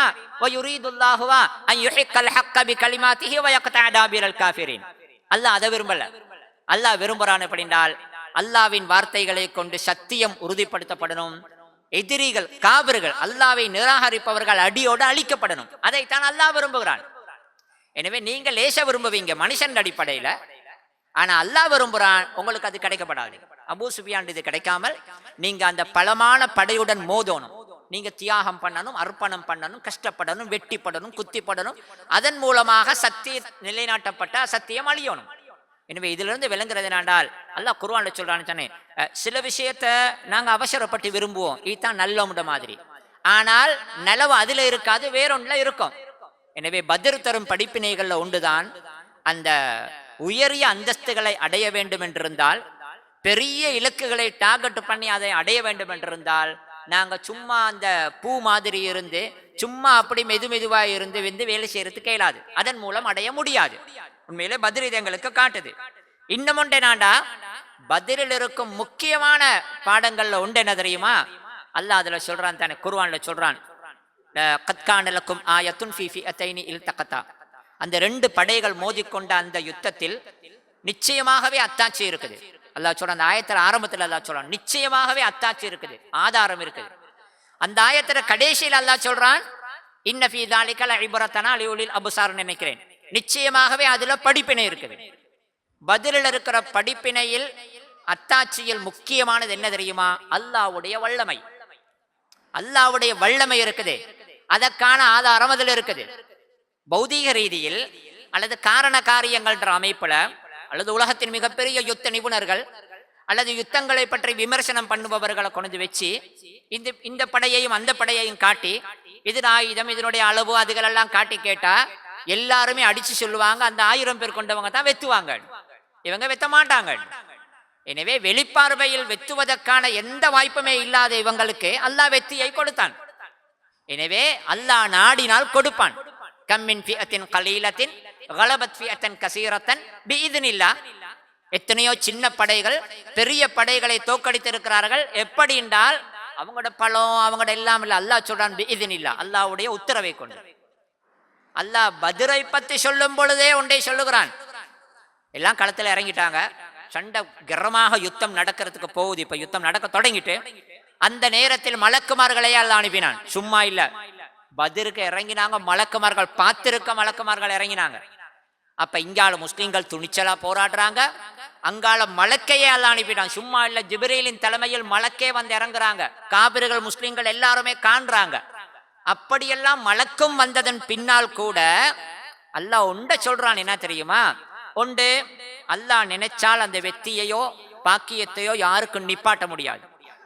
வெளிப்பார்வையில் அனுமானங்கள் ரீதியில் என்னதான் பலகீனமா இருக்கிறவனுக்கும் அல்லாஹ் கொடுத்தா கொடுப்பான். அடுத்தது, என்னதான் ஒரு லட்சியம் இது வெற்றியை அடைவதா இருந்தாலும் கூட எங்கட பலத்தால அடைஞ்சிட ஏலாது. அல்லாஹ் பாருங்க, அப்படியெல்லாம் இறக்கி மலக்கையே இறக்கும் பொழுது கூட அல்லாஹ் சொல்றான் மலக்குமார்களுக்கு, போங்க பெய்த் அவனுகளை வெட்டுங்க அப்படின்னாலும் அல்லாஹ் சொல்றான். ஆனால் அங்கனைக்கு குர்ஆன்ல வருது ஒரு ஆயத்தே, அல்லாஹ் சொல்றான் வமன் நஸ்ரு இல்லா மின் இந்தில்லாஹ். என்னதான் நீங்க மலக்கு போனாலும், என்னதான் முஸ்லிம்கள் பெரிய வீரமா போரிட்டாலும் கூட வமன் நஸ்ரு இல்லா மின் இந்தில்லாஹ், வெற்றி கிடைக்கணும் அல்லாஹ்விடம் இருந்துதான். வெற்றியை அவன் தான் தரணும். எனவே பத்ர் யுத்தத்தில் உள்ள முக்கியமான பாடம் என்னாண்டா, அந்த நாங்கள் மிச்சமே பழகிட்டோம் தானே, அந்த பழகினம் தானே, அதாவது அந்த என்றைக்குமே அந்த பொருளாதார ரீதியில் அல்லது பொருள் ரீதியில் அந்த அப்படித்தானே அந்த அந்த நாங்கள் சடவாத அமைப்பில் யோசிப்பது. இவ்வளோ பேர் இருக்கிறாங்க, எனவே கொஞ்சம், அல்லது இவ்வளோ ஆயுதம் இருக்குது, இது போதாது, எனவே தோல்வி. யுத்தம் செய்வதற்கு முன்னால் அல்லது ஏதாவது ஒன்றில் போராடுவதற்கு முன்னாலேயே தோல்வியை நாங்கள் ஏற்றுக்கொள்ற மாதிரி ஆகுறது. ஆனால் பத்ர் படிச்சு தந்த பாடங்கள் உண்டேனாண்டால், அல்லாஹ் தஆலா நாடினால் வெற்றியை கட்டாயம் கொடுப்பான், எந்த ஒரு சின்ன படைக்கும் கொடுப்பானுங்கிறது. இன்னொரு பாடம் பதில் எங்களுக்கு இருக்குது என்னென்றால், அந்த அல்லாவை மறக்க கூடாது எந்த நேரத்திலும். சூரத்துல் அன்ஃபால் இருக்குது, 8வது சூரா நான் நினைக்கிறேன் குர்ஆன்ல 8வது அத்தியாயம். அந்த அன்ஃபால்ல நிறைய ஆயத்து வருது பத்ர் யுத்தத்தை பத்தி தான் வருது. அன்ஃபால் கிட்டத்தட்ட பத்ர் யுத்தத்தை பத்தி பேசும் ஒரு சூரா தான் அது. அந்த அன்ஃபால்ல ஒரு இடத்துல அல்லாஹ் சொல்றான், யா அய்யுஹல்லதீன ஆமனு இதா லகீதும் ஃபிஅத்தன் ஃபஸ்புது வذ்குருல்லாஹ கஸீரன். பத்ர பத்தி சொல்லக்கூட தான் அல்லாஹ் சொல்றான், நீங்கள் ஒரு படையை சந்தித்தால் யுத்த களத்தில் நீங்க ஓடாம நில்லுங்க, நீங்க புறமுதுகு காட்டி பயந்துக்கு எந்த ஓடிரப்படாது, களத்தில் நின்று நீங்க போய் யுத்தம் செய்யணும். வذ்குருல்லாஹ கஸீரன், அல்லாஹ்வை அதிகமாக நீங்கள் zikr செய்யுங்கள்.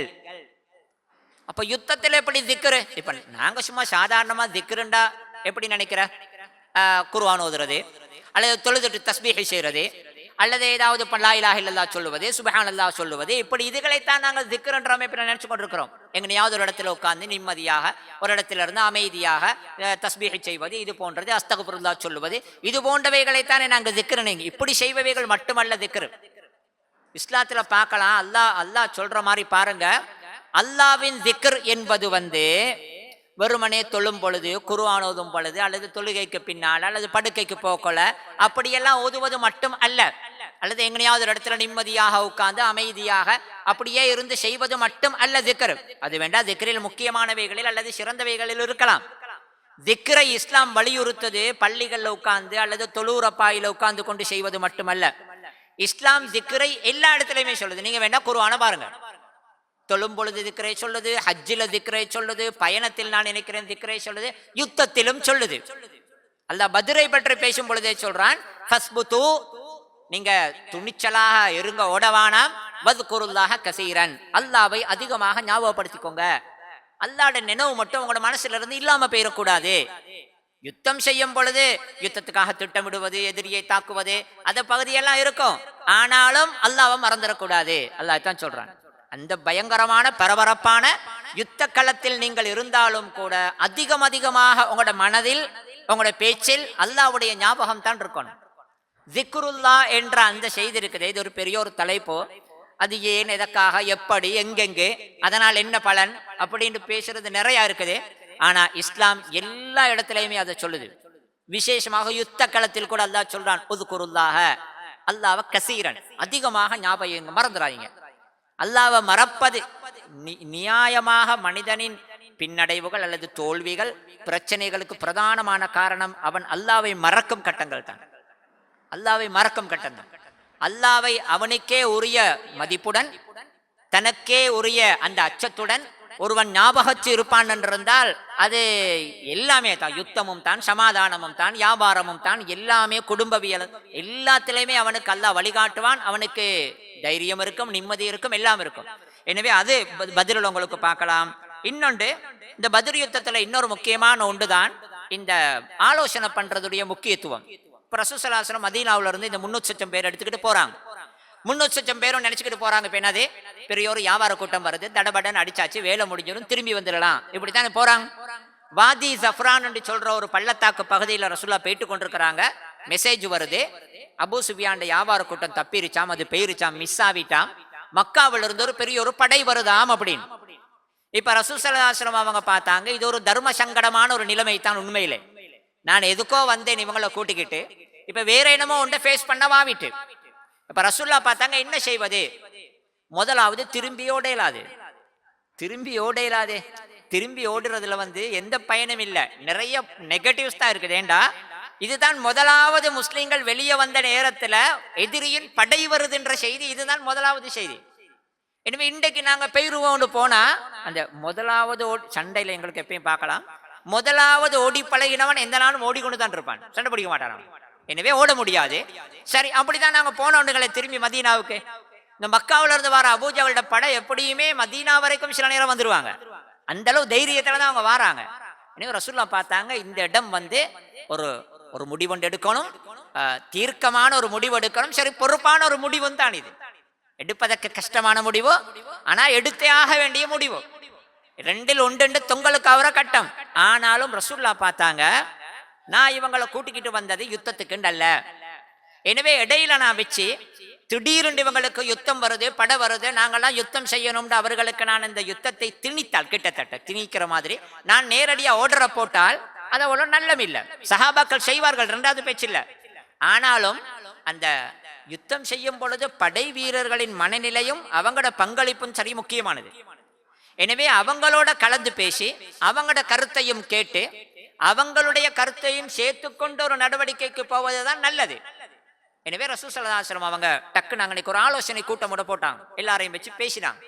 சொன்னாங்க, இப்படித்தான் நிலைமை இப்படித்தான் வந்திருக்கு, நான் வந்தது வேறுண்டு, இப்ப நடக்க போறது வேறுண்டு மாதிரி விளங்குது, நீங்க என்ன சொல்றீங்க, உங்களோட கருத்து என்ன? ரசூலா கேட்டாங்க. கருத்தை கேட்டு இப்படி ஒரு தலைவர் தனக்கு கீழே உள்ளவர்களுடன் இந்த கருத்து பரிமாற்றம் ஒன்றையும் ஆலோசனையும் செய்வது இருக்குதே, இது சரியான முக்கியமானது. இதுல பயன்கள் நிறைய இருக்குது. அதுல ஒன்றுதான், சில தலைவர்கள் இருக்கிறார்கள், அந்த தனக்கு கீழால் உள்ளவங்கள்ட்ட எந்த ஒரு கட்டத்திலும் கருத்து கேட்பது கிடையாது, எந்த ஒரு கட்டத்திலும் ஆலோசிப்பது கிடையாது. அப்ப இந்த அவருக்கு கீழால் உள்ளவர்களுக்கும் அவருக்கும் இடையில அந்த இடைவெளி தூரமாவி கொண்டுதான் போகும். அவங்க நினைப்பாங்க, இவர் எங்களை கணக்கெடுக்கிறது இல்ல, எங்கள்கிட்டையும் கருத்து இருக்குது கேட்கறது இல்ல, அல்லது எங்களோட மனநிலைமையை புரிஞ்சு இவர் வேலை செய்யறது இல்ல அப்படின்னு நினைப்பாங்க.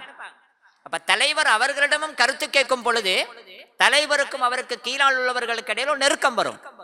அவங்களோட கருத்தையும் எடுத்ததன் பின்னால் இவர் ஒரு ஆபரேஷனுக்கு ஒரு நடவடிக்கைக்கு போனால் அந்த நடவடிக்கைகள்ல அவங்களும் முழுமையா பங்கு பற்றுவாங்க.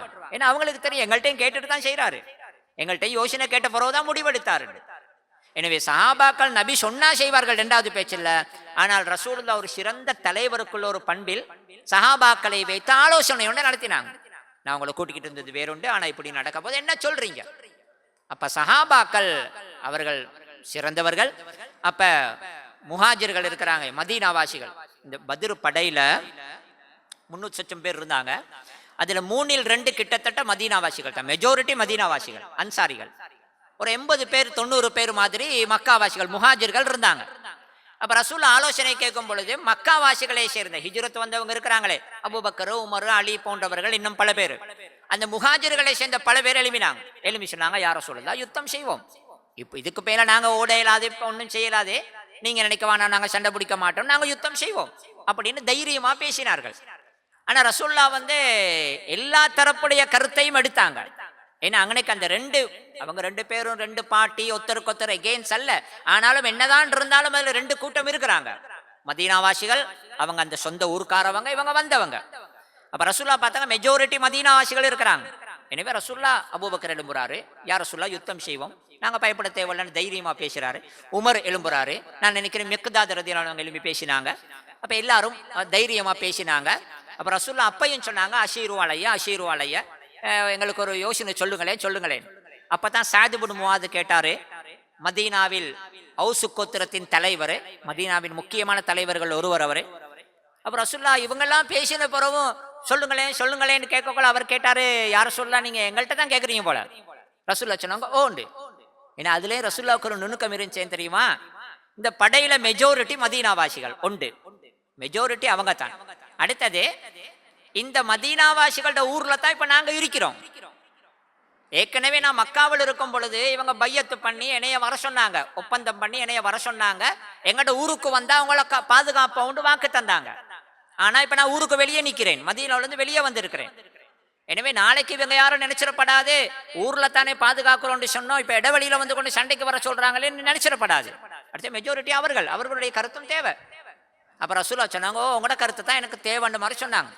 அப்ப சாத் அழகா பேசினார், யார் ரசூலுல்லாஹ், நாங்க யுத்தம் செய்வோம், நாங்க யுத்தம் செய்யறத நீங்க தான் காணல, நாங்க யுத்தம் செய்தால் அப்படித்தான் செய்வோம், நீங்க எங்கள்கிட்ட வேண்டியது எடுங்க, வேண்டியதை ஒடுங்க, நாங்க எதையும் நீங்க எடுக்கிறதுக்கு நாங்க கொடுத்துருவோம். எனவே இந்த யுத்தத்தில் நாங்க முழுமையான மனதோட நாங்க இந்த யுத்தத்துக்கு நாங்க விரும்புறோம், அல்லது நாங்க இந்த யுத்தத்துக்கு நாங்க ஒப்புதல் கொடுக்கிறோம்னு சொன்னாங்க. ரசூலுல்லாஹ் பார்த்தாங்க, தனக்கு கீழ் இருக்கும் படை கொஞ்சமா மிச்சமா என்பதல்ல முக்கியம், இந்த படையின் மனதளவில் இவங்க கடும் தைரியத்தில் இருக்கிறாங்க. யுத்தத்துக்கு தேவையானது அந்த பெரிய உடம்பு அல்லது பெரிய தொகை என்பதை விட முக்கியம் இருப்பவர்களிடம் இருக்கும் தைரியம் முக்கியம். எனவே ரசூலுல்லாஹ் பார்த்தாங்க, இவங்கெல்லாம் தைரியமா இருக்கிறாங்க. ரசூலுல்லாஹ் உடனே சொன்னாங்க இல்லையா, சிரிச்சு கொண்டு சொன்னாங்க, சீரு பிஸ்மில்லா. ரசூலுல்லாஹ் சொன்னாங்க, பிஸ்மில்லா, அப்ப நாங்க போவோம், நீங்கெல்லாம் ரெடினா நாங்க போவோம்.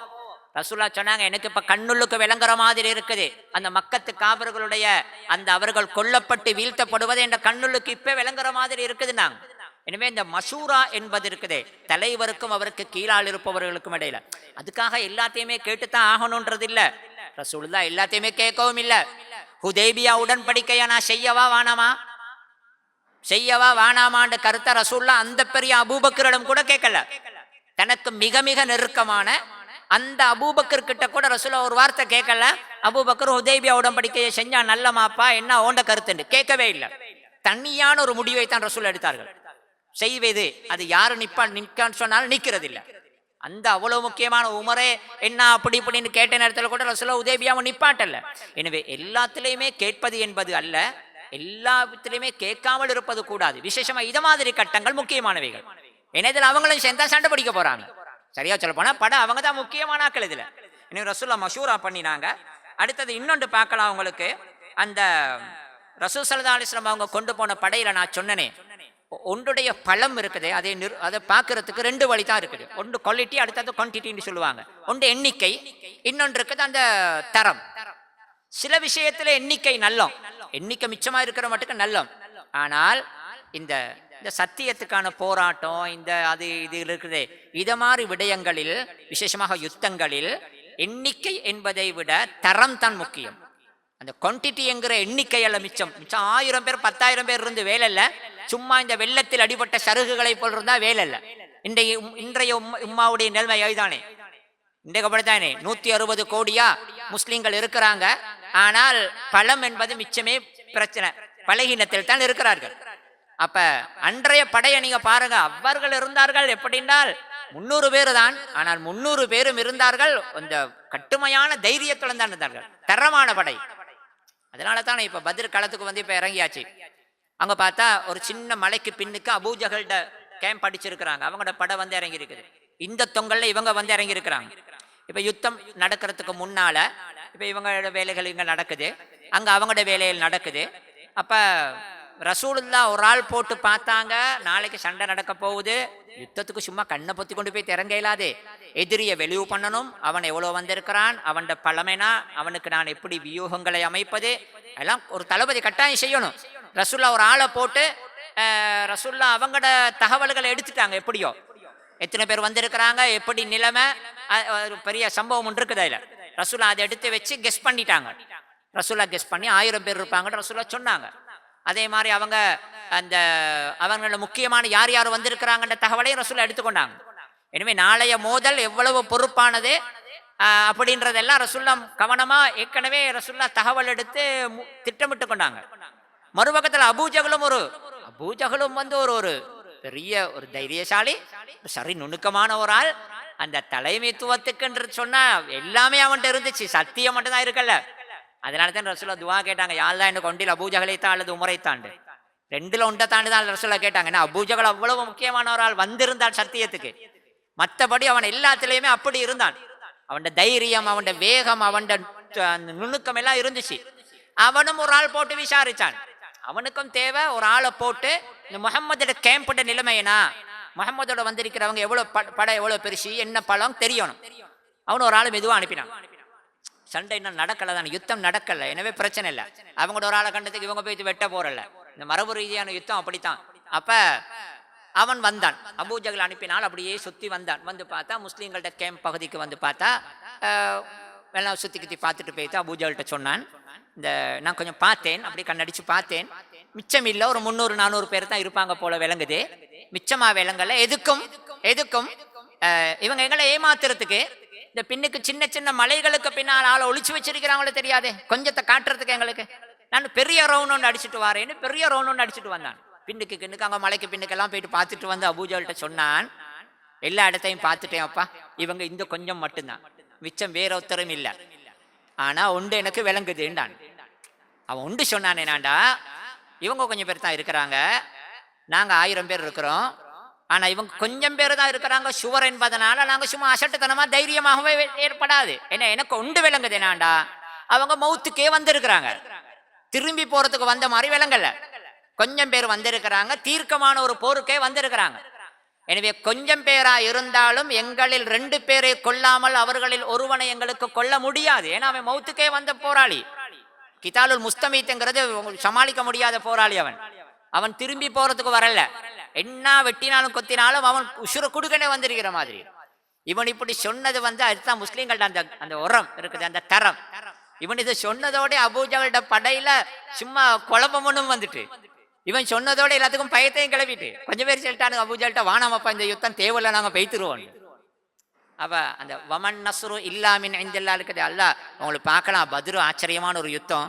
அல்லாஹ் சொல்றான், அதுல ஒரு இடத்துல மலக்குமார அனுப்பிட்டு சொல்றான், அல்லாஹ் நீங்க போங்க, நீங்களும் சேர்ந்து யுத்தம் செய்யுங்கலாம் சொல்லிட்டு சொல்றான். அல்லாஹ் உதவி அல்லாஹ் கிட்ட தான் வரணும். சஉல்கி ஃபீ குலூபில் லதீன கஃபரு ருஅப, எதிரிகளின் உள்ளத்தை பயத்தை நான் போடுவேன்றான் அல்லாஹ்.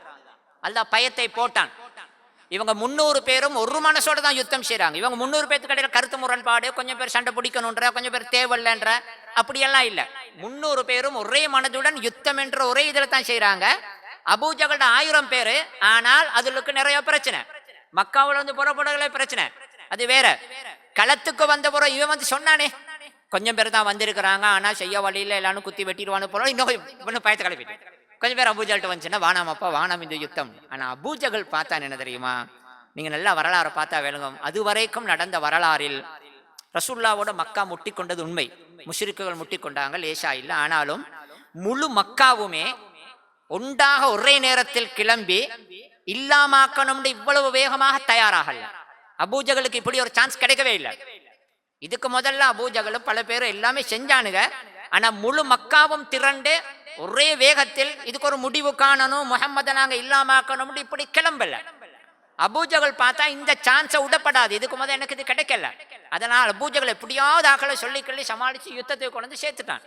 நீங்க பதிலில் பார்க்கலாம், இன்னொரு முக்கியமான ஒரு பாடம் உண்டுதான். அந்த ரசூல் ஸல்லல்லாஹு அலைஹி வஸல்லம் அவங்களோட அந்த மனிதாபிமானம் அல்லது அந்த கனவான் தனம் சொல்லுவோமே, அந்த ஜென்டில்மேன்ஷிப் சொல்லி ஒன்று இருக்குது. அந்த ரசூல்லா யுத்தத்தை செய்தார்கள், அந்த காடையன் கடப்பிலி மாதிரி செய்யல. இன்றைக்கெல்லாம் நாகரிகம் சொல்லிக்கொண்டு அமெரிக்கர்கள் செய்யற மாதிரி யுத்தத்தை ரசூல்லா செய்யல. ரசூல்லா மிச்சம் பண்பாக மிச்சம் முறையாகத்தான் யுத்தத்தை செஞ்சாங்க. எதிரி என்று வந்தாலும் கூட அவனுடன் ரசூல்லாவுடைய சில நடவடிக்கைகள் உயரிய மனித பண்புகளுடன் உள்ளதாத்தான் இருந்துச்சு. அதுக்கு ஒரு உதாரணம் தான் இந்த பதிலில் பாட வேணாண்டா. இப்போ நாளைக்கு யுத்தம் நடக்க போகுது. முத நாள் ரசூல்லா கமாண்ட்ஸ் கொடுக்குறாங்க, இப்படித்தான் பண்ணணும், இப்படித்தான் பண்ணணும், இப்படித்தான் பண்ணணும். அப்போ யுத்தத்துக்கான ரசூல்லா திட்டம் எல்லாம் போட்டாங்க. எந்த அளவுனா முதல் நாள் களத்தில் ரசூல்லா சஹாபாக்களை வச்சு சொன்னாங்க, நாளைக்கு இப்படித்தான் பண்ணணும்னு சொல்லக்கொள்ள சில இடங்களை சஹீஹ் முஸ்லிம்ல ஹதீஸ் வருது. ரசூல்லா சில இடங்களை காட்டினாங்க, இங்கனைக்கு அபூஜகல் கொல்லப்படுவான், இங்கனைக்கு உத்துபா கொல்லப்படுவான், இங்கனைக்கு ஷைபா. ரசூல்லா காட்டின அந்தந்த இடத்தில் தான் மறுநாள் அவர்கள் கொல்லப்பட்டார்கள். அப்போ ரசூல்லா இதெல்லாம் சொல்லி கெல்லி எல்லாம் இது பண்ணக்கொள்ள ரசூல்லா அப்படியே கமாண்ட்ஸ்களை கொடுக்கக்கொள்ள சஹாபாக்களுக்கு ஒரு விஷயம் சொன்னாங்க, ஆச்சரியமான ஒரு விஷயம் சொன்னாங்க. என்னாண்டா, எதிரிகளோட படையில கொஞ்சம் பேர் வந்திருக்கிறாங்க. அப்பாஸ் வந்திருக்கிறாரு, ரசூல்லோட சாச்சா. அதை மாதிரி இன்னும் அபுல் பக்தரின்னு ஒருத்தன் வந்திருக்கிறான், ரசூல்லாவுக்கு நெருங்கின சொந்தம் அல்ல. இந்த அபுல் பக்தரி அப்பாஸ் எல்லாம் அந்த படையில வந்திருக்கிறாங்க. நாளைக்கு களத்துல மோதல் துவங்கியதன் பின்னால் உங்களை யாருக்காவது இந்த அப்பாஸோ அபுல் பக்தரியோ இப்படி போன்ற பனு அப்தி மனாஃபுடைய ஆட்களோ உங்களுக்கு எதிர்கொண்டால் அவங்கள கொல்லவானாமுண்டாங்க. ஒரு ஆச்சரியமான ஒரு கமாண்டு தானே இது. அப்படித்தானே பொதுவான பார்வையில் அவர்கள் எமது எதிரிகள், எங்களை இல்லாமலாக்கண்டே படை வந்திருக்கிறாங்க. நாங்க அப்படாலும் சரி கஷ்டத்தோட 300 பேர் இருந்து கொண்டு பெரிய பயங்கரமான ஒரு போருக்கு நாங்க இறங்கி இருக்கிறோம். இந்த நேரத்தில் அவர்களில் குறிப்பிட்ட சிலருடைய பெயரை சொல்லி நாளைக்கு களத்தில் அவர்களை கண்டால் கொல்லவானாம் ரசூல்லா சொன்னா அது ஆச்சரியமான ஒரு கட்டளை தானே. ஏன் சொல்லியிருப்பாங்கன்னு சில நேரத்தில் டக்குன்னு விளங்காது. இந்த லீடர்ஷிப் தலைவருக்கு கீழால் உள்ளவர்களுக்கும் இடையில இருக்கிற சில செய்தி இருக்குதே, அதுல தலைவரின் சில முடிவுகள் எல்லாத்தையுமே தலைவர் அவங்களுக்கு காரணம் விளங்கப்படுத்த இயலாதே. தலைவரின் சில முடிவுகள் கீழே உள்ளவங்களுக்கு விளங்காது. இவர் ஒரு தூர நோக்கில் நியாயமான காரணத்தில் ஒரு முடிவை சொல்லியிருப்பாரு, அந்த கீழே உள்ளவங்களுக்கு விளங்காது. அவங்க சொல்லுவாங்க, ஏன்னா இப்படி இதுக்கு முன்ன அப்படி மாறி ஒன்று நடந்துச்சு அங்க தெரியுமா. ரசூல்லா சொல்றாங்க, நாளைக்கு அப்பாஸ் வருவாரு, எதிரில் அப்பாஸ் வந்திருக்கிறார் மறுபக்கத்துல. அப்ப இப்படி மாதிரி ஆக்களை நீங்க கண்டா கொல்ல வேணாம் அப்படின்னு. அப்போ ஒரு சஹாபி பைத்து ஒத்தட்ட சொன்னாரு, இப்படியாம் ரசூல்லா சொல்லி இருக்கிறாங்க, ரசூல்லோட சாச்சா அப்பாஸ் இப்படி கொஞ்சம் பேரை கண்டா கொல்ல வேணாம் அப்படி சொல்லி இருக்கிறாங்கன்னு. அப்ப அதுல ஒரு சஹாபி அவரு இந்த பத்ர் யுத்தத்துல முக்கியத்துவத்துக்கு இன்னொரு காரணம் என்னண்டா, பத்ர் எப்படி சண்டை தெரியுமா, ரத்தங்களுக்கு இடையில மாதிரி தான் ஒரு சண்டை. இந்த பக்கத்துல மருமகன், அந்த பக்கத்துல மாமா. ரசூலுல்லாஹ்வோட மருமகனே மறுபக்கம் தானே இருந்த ஜைனப் நாயகிட மாப்பிள்ள, அவன் மறுபக்கம் தான் இருந்த, கைதியா பிடிச்சு கொண்டு வரப்பட்ட. உமருடைய சொந்த மாமா, தாய் மாமா மறுபக்கத்துல இருந்தாரு. அபூபக்கரின் மகன் இருந்ததா கூட சில பேர் சொல்றாங்க. எனவே பத்ரு யுத்தம் எங்கேயோ ஒரு ஊர்ல இருந்து வந்திருக்கிறாங்க, போத்துக்கள்ல இருந்து வந்திருக்கிறாங்க, நாங்க ஸ்ரீலங்கா அடிக்கிறேன்னு மாதிரி யாரோ எவரோ அல்ல. பத்ரு யுத்தம் அந்த ரத்தங்களுக்கு இடையில மாதிரி யுத்தம், கடுமையான மனசுக்கு கஷ்டமான ஒரு யுத்தம். இப்ப இன்றைக்கெல்லாம் யோசினாடே, நாளைக்கு களத்துல யார காணவாகும், மாமாவை கண்டா என்ன செய்யறது, சின்னதுல டொஃபி வாங்கி தந்தவர், மருமகன் என்று கொஞ்சினவர், அண்ணா பண்ணையில அவரை கொல்லணும். அப்ப நாளைய யுத்தத்தில் யார காண போறேன், அடையங்கட மச்சான காணுவானா, சாச்சாவை காணுவானா, நெருங்கின கூட்டாளி மதீனத்துல இருந்த மக்கத்துல இருந்தவங்க இருப்பாங்களே. அப்ப உண்மையிலே பத்ரில் முஹாஜிர்களை பொறுத்தவரையில் கடுமையான டென்ஷன். நாளைய யுத்தம் அல்லாவுக்காக எப்படியும் செய்யணும், ஆனா நெருக்கமான உறவுகள் வந்திருப்பாங்க. அப்ப இந்த நேரத்துல கொஞ்சம் கவனமா தானே யோசிக்கணும். அப்ப இந்த சஹாபி பேத்து அவர்கிட்ட சொன்னாரு, ரசூலுல்லாஹ்வோட சாச்சாவும் வந்திருக்கிறான், இப்படி இப்படி ஆக்கள் இருக்கிறான், அவங்கள கண்டா கொள்ளவானாமாம் உண்டு. இவருக்கு அந்த யோசிச்சு கொண்டு தானே இருந்திருப்பார். இவரு அடே எங்கட சாச்சாவும் விரோதி தான், இஸ்லாத்துல வந்திருப்பான் அறியும். அப்ப அவனை கண்டா கொல்லணும்னு நினைச்சு கொண்டிருந்தவர்கிட்ட இவரு பேச்சு சொன்னதோட அவர் அவசரப்பட்டு பேசிட்டாரு. எப்படி தெரியுமா, அதென்ன ரசூலுல்லாஹ்வோட சாச்சாவை மட்டும் கொல்ல தேவையில்ல, எங்கட சாச்சாவை விடணும் இல்லையா, நாளைக்கு அப்பாஸ கண்டா நான் தான் விட்டு வேண்டாரு அப்படி சொல்லிட்டாரு. இவருக்கு விலங்கல்ல ரசூலுல்லாஹ் ஏன் இதை சொன்னாங்க. அவர் சொல்றாரு, எனக்கு பிறகு தான் விளங்கினுச்சு ரசூலுல்லாஹ் ஏன் இதை சொன்னாங்க. சாச்சா என்ற குடும்பத்துக்காக ரசூலுல்லாஹ் சொல்லல, ரசூலுல்லாஹ் சொன்னதுக்கு வேறு காரணம் இருந்துச்சு, அது இவருக்கு விளங்கல. பிறகு தான் விளங்கிச்சு. இவர் சொல்றாரு, பிறகு நான் நிறைய சதக்கா கொடுத்தேன். அந்த பேசின ஒரு பேச்சுக்காக ரசூலுல்லாஹ்வுக்கு அந்த செய்தி கேள்விப்பட்டது, ரசூலுல்லாஹ் கவலைப்பட்டாங்க. சரி, ஏன் ரசூலுல்லாஹ் வானாம்டாங்க, கேள்விதானே. வெளிப்படையா யாராவது டக்குன்னு யோசிச்சு பார்ப்பாங்க, என்னால சாச்சாவை கொள்ளவானான்றாரு, குடும்பத்தை பாக்குறாரு போல. அப்ப மத்தவன் எல்லாம் அப்படி அல்ல. ஏன் தெரியுமா ரசூலுல்லாஹ் சொன்னாங்க, அங்க நீங்க பார்க்கலாம், ரசூலுல்லாஹ் சில பேரை குறிச்சு சொன்னாங்க அவங்கள கொள்ளவானான்னு. அந்த சொன்னவர்கள் ஒவ்வொருத்தரும் யாரு தெரியுமா, மக்காவில் ரசூலுல்லாஹ் தௌவா செய்யும் பொழுது அவங்க கொள்கைக்கு வரல, அவங்க உண்மையிலே கொள்கைக்கு வரல, ஆனாலும் அவங்களோட கொள்கையில் இருந்து கொண்டு எங்களுக்கு உதவினாங்க. அவங்க தான் இந்த கொஞ்சம் பேரும். அப்பாஸ் பத்ர் நடக்கும் பொழுது இஸ்லாத்துக்கு வந்திருக்க இல்லைன்னு தான் நிறைய பேர் சொல்றாங்க. அவர் பலவந்தமாக நிர்பந்தமாக பத்ரில் கொண்டு வரப்பட்டார். இந்த அப்பாஸ் ஆரம்பத்திலிருந்தே கொள்கைக்கு வர ஆரம்பத்திலே வராட்டியும் கூட ரசூலுல்லாஹ்வுக்கு கொள்கைக்காக நிறைய உதவினார். அந்த அபுல் பக்தரி இருக்கிறானே, இவன் ஒன்றும் சாச்சாவும் இல்லை பெரியப்பாவும் இல்லை. அபுல் பக்தரி என்ன செஞ்சான்டா, நீங்க கேள்விப்பட்டிருப்பீங்க, உங்களுக்கு தெரிஞ்சிருக்கும், அந்த ஹிஜ்ரத்துக்கு முன்னால் ஒரு 3 வருஷம் ஊரை விட்டு ஒதுக்கி வச்சிருந்தாங்க ரசூலுல்லாஹ்வை. முஸ்லீம்கள் எல்லாம் ஒதுக்கி இருந்தாங்க. ஒரு பெரிய வரலாறு. கடுமையா கஷ்டப்பட்டார்கள் நபியுடைய குடும்பம் குறிப்பாக. அந்த நேரத்துல அந்த அபூஜகள் எல்லாம் சேர்ந்து ஊர் ஜமாத்தின் முடிவு ஒன்று எடுத்து இவங்களை ஒதுக்கினானுங்க. அந்த ஊர் ஜமாத்தின் முடிவு அபூஜகள் எடுத்த அந்த முடிவை 3 வருஷம் இருந்துச்சு. சரியான கஷ்டப்பட்டாங்க ரசூலுல்லாஹ் குடும்பத்தோட. அந்த முடிவை இல்லாமலாக்கி அந்த ஒப்பந்தத்தை கிழிச்சு வீசுறதுக்கு இந்த அபுல் பக்தரை தான் முக்கியமான காரணி. அப்ப ரசூலுல்லாஹ் பார்த்தாங்க, அபுல் பக்தரி கொள்கையில எனக்கிட்ட வரல, ஆனாலும் மக்காவில் இருக்கும் பொழுது ஒரு இக்கட்டான கட்டத்தில் எனக்கு உதவினான்.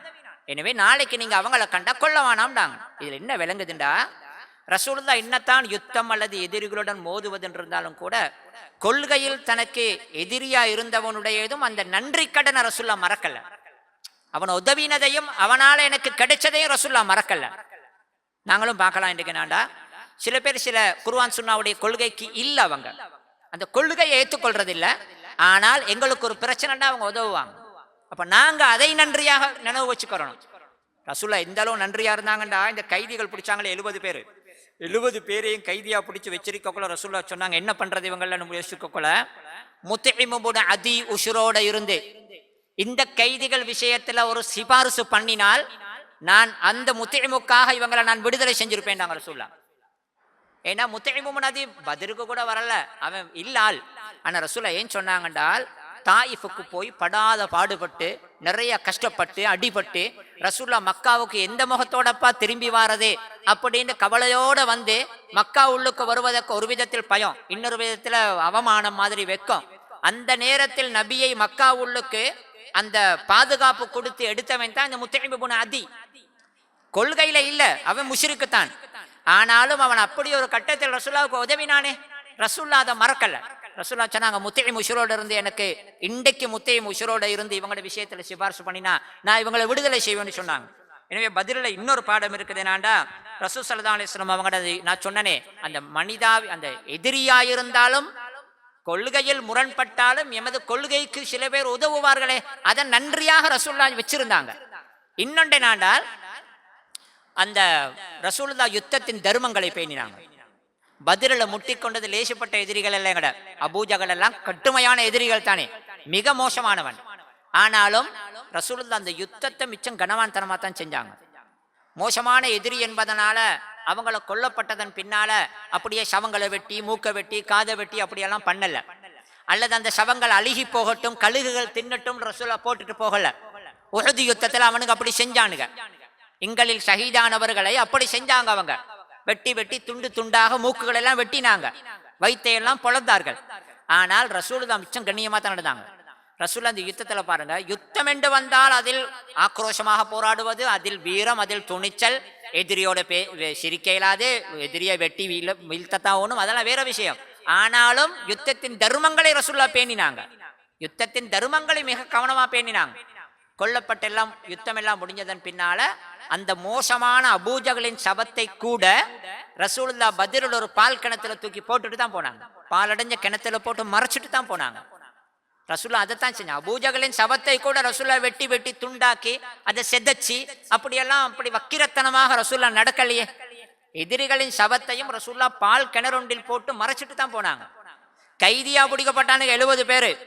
அப்ப இவங்கெல்லாம் எதிரில வந்தவன், எங்களை இல்லாமக்கண்டே வந்தவனுங்க. ஆனாலும் கைதியாக பிடிக்கப்பட்டதன் பின்னால் ரசூலுல்லாஹ் அவங்களோட மிச்சம் கண்ணியமா தான் நடந்தாங்க. ஏன்னா இன்றைக்கு கூட யுத்த கைதிகளுக்கு சர்வதேச சட்ட ஒழுங்குகள் இருக்குது. அதையெல்லாம் மீறி அமெரிக்காலாம் நடக்கிறது எங்களுக்கு தெரியும். ஆனா ரசூலுல்லாஹ் அவ்வளவு எதிராக வந்தவங்க கூட்டத்துல கைதியா பிடிச்சவங்களை கூட மிச்சம் நல்லா நடத்தினாங்க. அதுல 2 பேர், உக்பத்து பின் அபி முஐத், நத்ர் பின் ஹாரிஸ், இந்த 2 பேருக்கும் ரசூலுல்லாஹ் மரண தண்டனை கொடுத்தாங்க. அவர்கள் மரண தண்டனைக்கே உரியவர்கள். இன்றைக்கு ஒரு இராணுவ நீதிமன்றம் இருந்து அவன் செஞ்ச குத்தத்தின் பின்னணியில் பிடிக்கப்பட்டு விசாரிச்சிருந்தா இன்றைக்கும் அவனுக்கு மரண தண்டனை தான் கொடுப்பாங்க. அந்த அளவுக்கு உக்பத்து பின் அபி முஐத் மகா பொல்லாதவன். ரசூலுல்லாஹ் சுஜூதில் இருக்கும் பொழுது மக்காவில் ஒரு கட்டத்துல வந்து கழுத்துல காலை வச்சு நசுக்கினான். ரசூலுல்லாஹ் அந்த கண்ணு நாக்கெல்லாம் வெளியே வந்துட்டு, ரசூலுல்லாஹ் மக்காவில் ஒரு முறை சுஜூதுக்கு போய் தொழும் பொழுது பணி இருக்கும் சம்பவம் நீங்க கேட்டிருப்பீங்க, புகாரில வருது. அப்புறம் இந்த அழுகின அந்த ஒட்டகத்தின் குடல் எல்லாம் கொண்டு ரசூலுல்லாஹ் முதுகுல போட்டான். இந்த உக்பத்து பின் அபி முஐத் தான் போட்டான். எனவே பயங்கரமான விரோதி, மிகப்பெரிய குற்றவாளி. நத்ர் பின் ஹாரிஸும் அதே மாதிரி ஒரு ஆள் தான். எனவே அவங்க 2 பேருக்கும் ரசூலுல்லாஹ் மரண தண்டனை கொடுத்தாங்க, அழிந்தார்கள். இப்னு மஸ்ஊத் சொல்றாரு ரலியல்லாஹு அன்ஹு, ஆரம்பத்தில் இஸ்லாத்துக்கு வந்தவர்களில் ஒருவர், மக்காவில் நான் கண்ணால கண்டேன் ரசூலுல்லாஹ்வுக்கு இந்த கொடுமை நடந்தே. இந்த அபூஜகல் பாட்டியெல்லாம் இருந்து கொண்டு, இந்த ரஸ்தியாதுக்கார மாதிரி இருந்து கொண்டு, முஹம்மது சுஜூதுக்கு போக்காட்டியும் இருந்து அவன்கிட்ட கழுத்துல கொண்டு போடணும்டா, இன்ன இடத்துல அசல்ல ஒரு ஒட்டகம் இருக்கிறாங்க, அதுல நஜீஸ் எல்லாம் கொண்டு போடணும்னு பேசிக்கொள்ள இந்த உக்பத்து பின் அபி முஐத் தான் பைத்து அவன் தான் போனான். அவன் தான் பைத்து அதை கொண்டு போட்டான். இப்னு மஸ்ஊத் சொல்றாரு, நான் கண்ணால பார்த்து கொண்டிருக்கிறேன் ரசூலுல்லாஹ்வுக்கு நடக்கிற அநியாயத்தை. காபா ஹரத்துல நடக்குது, ஆனா என்னையால ஒன்றுமே பண்ணலாது. நான் பலகீனமா இருக்கிறேன், இஸ்லாம் ஒடுக்கப்பட்ட பலகீனமான நிலைமையில இருக்குது. ரசூலுல்லாஹ் எலும்பி கொள்ளையிலாம கஷ்டப்படுறானுங்க, இவனுங்க பக்க பக்கன்னு சிரிக்கிறானுங்க. இப்னு மஸ்ஊத் சொல்றாரு, சத்தியத்துக்கு ஒரு காலம் மறுபக்கம் இருந்தாலும் இறுதி காலம் அதுக்கு தானே வரும். இப்னு மஸ்ஊத் சொல்றாரு, ரசூலுல்லாஹ் ஒரு மாதிரி கஷ்டப்பட்ட எலுமிலாம் முடிஞ்ச போறோம் வந்த ஆத்திரத்துக்கு ரசூலுல்லாஹ் அவனோட துவா கேட்டாங்க, யா அல்லாஹ் இன்னாருக்கு தண்டனை கொடு, இன்னாருக்கு தண்டனை கொடு, இன்னாருக்கு தண்டனை கொடு. அப்ப இந்த பக்க பக்கன்னு சிரிச்சு கொண்டு ஓண்டி ரசூலுல்லாஹ் பட்ட கஷ்டத்தை பார்த்து சிரிச்சு கொண்டு இருந்தவனுக்கு சும்மா வெள்ளறிட்டு அலண்டுட்டானுங்க. அடே முஹம்மது ஹரத்துல வச்சு துவா கேட்கிறாரு, ஆபத்தா வந்துருமோ தெரியாது.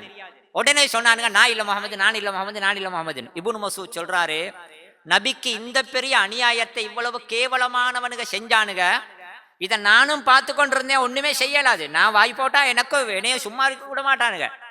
அப்ப ரசூலுல்லாஹ் கையேந்தி துவா கேட்டாங்க, யா அல்லாஹ் இவர்களுக்கு தண்டனை கொடு. இப்னு மஸ்ஊத் சொல்றாரு, அவர்கள் எல்லோரையுமே நான் பதிலில் கண்டேன். இப்படியெல்லாம் ஆட்டம் போட்டு, இப்படியெல்லாம் அடக்கி, இப்படியெல்லாம் கொடுமைப்படுத்தி, இப்படியெல்லாம் அகங்காரம் பண்ணினவங்களை நான் பதிலில் கண்டேன். அந்த கொஞ்சம் பேரும் பால் கிணத்தில் அப்படி போடப்படுவதை நான் கண்டேன்றாரு.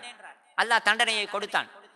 உண்மையிலே அந்த அகங்காரமும் அதிகாரமும் அசத்தியத்தில் இருப்பதற்கு ஒரு தொங்கல் வந்துதான் தீரும். அடுத்து அகங்காரக்காரர்களுடைய ஸ்டைலும் என்றைக்கும் ஒன்றுதான், அவர்களுக்கு முடிவும் என்றைக்குமே ஒன்றுதான்.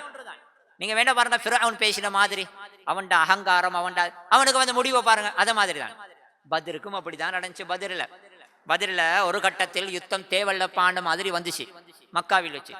அப்ப அபூஜஹல் சொன்னா, இல்ல விடமாட்டேன், இந்த யுத்தத்தை செய்தே தீருவேன், நான் இந்த படையை எடுத்துக்கிட்டு போவேன், பத்ருக்கு போவேன், அங்க முகம்மதுடைய படை வந்த பிறகு நான் அவங்களோட மோதுவேன், முகம்மதுடைய படையை நான் அடிச்சு இல்லாமலாக்கி தோப்பிப்பேன், அதுக்கப்புறம் பதிரில இருந்து மதுபானம் குடிச்சு டான்ஸ் ஆடி பாட்டு பாடி 3 நாளைக்கு அந்த பதிர் களத்திலிருந்து இந்த வெற்றியை நான் கொண்டாடுவேன். இதுக்கு போறோம் அரபு நாட்டுல யாரும் எங்களோட முற்றத்துக்கு நினைச்சும் பார்க்க கூடாது. இப்படிதான் பதிர்கள் வரும் பொழுது சொன்னார், ரசூலுல்லாஹ் சொன்னாங்க, ஹரஜு எப்படி பதரன் வரியான், அல்லாஹ் சொல்றான் குர்ஆன்ல, பதிருக்கு அவனுக்கு வந்த படை எப்படி வந்துச்சுன்னு சொன்னா அகங்காரத்துல தான் வந்தானுங்க. போறோம், அடிப்போம், தூளாக்குவோம், வருவோம், இதுக்கு போறோம் எங்களோட யாரும் முட்டப்படாது. அபூஜஹல் அதைத்தான் சொன்னான் மக்காவில் வைத்து, நான் இந்த படையை கொண்டு போவேன், முஹம்மதுடைய படையுடன் மோதுவேன், அழிச்சு இல்லாமலாக்குவேன், அந்த பதில இருந்து டான்ஸ் ஆடி மதுபானம் குடிச்சு அந்த கொண்டாட்ட வெற்றியை கொண்டாடுவேன். அரபு நாட்டில் இதுக்கு பிறகு யாரும் என்னுடன் எங்களோட முட்டை வரப்படாது, நினைக்கவும் படாது. அப்படித்தான் பேசினான். ஆனா அல்லாஹ் எப்படி தெரியுமா வைத்தான், அபூஜஹல் உட்பட மக்காவின் அனைத்து தலைவர்களையுமே வந்தவங்க எல்லாருமே கொல்லப்பட்டார்கள். அபூஜஹல்ட மௌத்த கூட அல்லாஹ் வச்சான் எப்படி தெரியுமா, சின்ன பொடியம்மார் 2 பேருடைய கையில தான் வச்சான் அல்லாஹ். அந்த பெரிய அபூஜஹலுக்கெல்லாம் சின்ன பொடியாரான தான் பணிய போட்டான். எனவே இந்த பதில பார்க்கலாம். அவங்களுக்கு இன்னொன்று என்னாண்டா, அந்த ரசூல் ஸல்லல்லாஹு அலைஹி வஸல்லம் அவங்க பதில நான் முடிச்சிடுறேன், நான் நினைக்கிறேன் 1.5 மணி தான் டைம் முடிச்சு சொல்லி. பதிலில் இன்னொரு முக்கியமான பாடம் என்னாண்டால், இந்த பிரார்த்தனைங்கிற துவா, அல்லாவின் பக்கம் ஒதுங்குவது என்பது. எமது சக்தி, எமது அறிவு, எமது முயற்சி, எமது திட்டம் அவைகளை மட்டும் நம்பி இருக்காமல் எமது காரியங்களை அல்லாஹ்விடம் ஒப்படைப்பது, அவனிடமே நிறைவேற்றி தரும்படி கேட்பது இருக்குது. இந்த துவா இது சரியான முக்கியமானது. முயற்சி பண்ண சொல்லி இஸ்லாம் சொல்லுது, எல்லாம் பண்ணத்தாகணும். ஆனால் முயற்சியால் மாத்திரம் எமது அறிவால் எமது பிளானிங்ல அப்படி எல்லாமே அடைஞ்சிட இயலாது. ரசூலுல்லாஹ் பாருங்க, பதில மஷூரா பண்ணினாங்க, தைரியப்படுத்தினாங்க, படை எடுத்துக்கிட்டு வந்தாங்க, படைக்கு தேவையான எல்லா கமாண்டும் கொடுத்தாங்க, இப்படித்தான் யுத்தம் செய்வது என்பதை சரி நுணுக்கமா இது பண்ணினாங்க. ஆனா அதையெல்லாம் செஞ்சாலும் கூட ரசூலுல்லாஹ் துவாவை மறக்கல. ரசூலுல்லாஹ் இதெல்லாம் முடிச்சுட்டு போயிட்டு அவங்களுக்கு அடிக்கப்பட்ட சின்ன குடில இருந்து கொண்டு அழுது துவா கேட்டாங்க. எந்த அளவு அழுதுண்டா, ரசூலுல்லாஹ் இப்படி உட்கார்ந்து துவா கேட்கறாங்க, அப்படி ரசூலுல்லாஹ் அழுது துவா கேட்கல, ரசூலுல்லாஹோட தோல்ல போட்டிருக்கிற அந்த துண்டு பனிய புழுவுது. ரசூலுல்லாஹ் அழுது அந்த துவா கேட்கிற பரிதாபத்தை பார்த்து அபூபக்கர் கிட்ட இருந்தவர் சொல்றாரு, ஹஸ்புக்க யா ரசூலல்லாஹ், கத் அல்ஹஹத அலா ரப்பிக, யா ரசூலல்லாஹ் போதும், நீங்க அல்லாஹ் கிட்ட மிச்சம் கேட்டுட்டீங்க. நபியை பார்க்க பாவமா இருக்குது. அந்த அளவு அழுது துவா கேட்டாங்க. இது 2 நாண்டால் என்னதான் இருந்தாலும் அல்லாஹ்விடம் ஒப்படைப்பதுன்னு ஒன்று இருக்குது.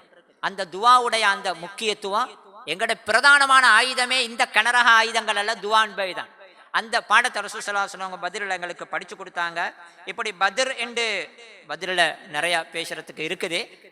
இப்படி முக்கியமான பல பாடங்களை உள்ளடக்கின ஒரு ஈமானுக்கு வழி சேர்க்கிற ஒரு அருமையான ஒரு யுத்தம் தான் பத்ர் யுத்தம். வல்ல அல்லாஹ் எங்கள் அனைவருக்கும் அருள் புரிவானாக.